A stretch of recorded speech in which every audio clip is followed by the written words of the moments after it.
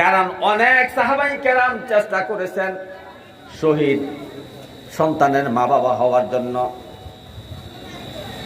কিন্তু ওনারা শহীদ সন্তানের মা বাবা হতে পারেন নাই।